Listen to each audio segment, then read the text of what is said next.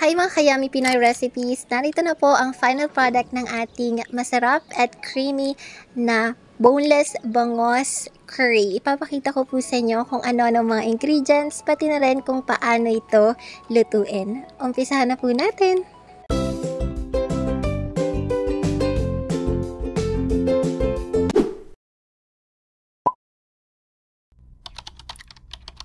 Para sa recipe natin ngayon, gagamit tayo ng isang malaking boneless na bangos.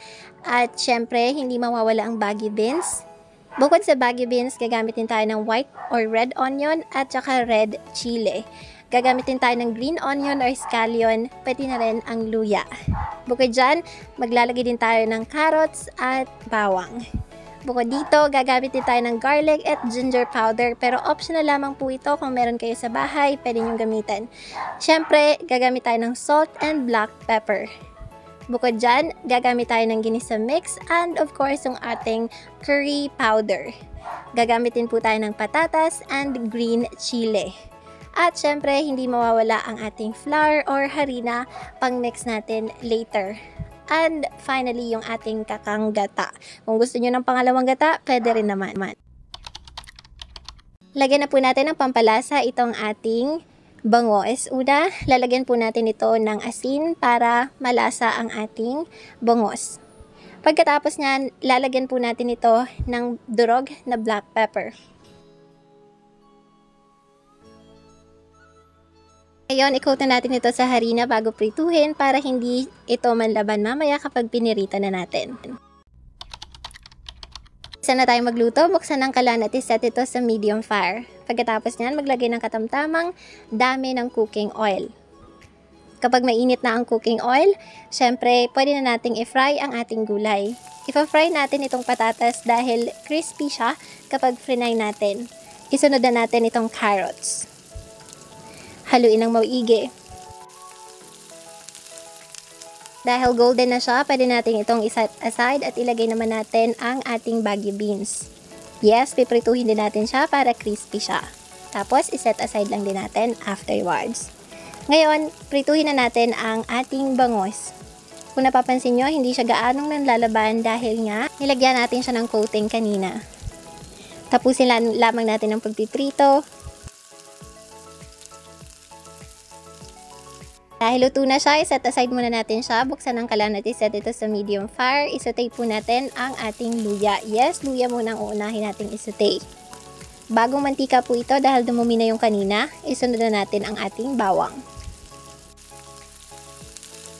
Ngayon, isunod naman natin ang ating sibuyas at ang ating red chili. Then, haluin lang natin. Ilagay na natin ang mga powder natin. Unahin natin itong ating garlic powder. Sundan natin ng more garlic powder pa. Then, ilagay na natin ang ating ginger powder. Pagkatapos, ilagay na natin ang ating curry powder. Haluin po nating maigi. Again, yung mga powder na yon ay optional lang bukod po sa ating curry powder kasi required po talaga ang curry powder. Next, ilagay na po natin ang ating kakang gata. Yes, kakang gata lamang po ito. Hindi po tayo naglagay ng pangalawang gata. Pero kung gusto nyo ng mas maraming sabaw, pwede kayong magdagdag ng pangalawang piga. Naman nating ilagay ang ating asin at ang ating paminta. Ang isa sa mga secret ingredient natin, ang ating liquid seasoning. Hindi po natin yan nilagay sa ingredients, pero pwede kayong maglagay dito kung gusto nyo mas maging masarap ang inyong niluluto. Next, ilagay na natin ang ating ginisa mix at sundan na natin ang ating green na sili. Perfect kasi ang sili sa mga may gata. Kung Bicolano kayo, for sure mahilig kayo sa gata na may sili. Next, ilagay na natin ang ating mga gulay na pinirito kanina. Tapos, haluin lang natin. Isunod na natin ilagay itong ating baggy beans. Doon, pwede na po natin ilagay ang ating piniritong bangos kanina. Dahan-dahan lamang po ang paglagay at the same time, wag po nating ihalo ng basta-basta. Dahan-dahan lang.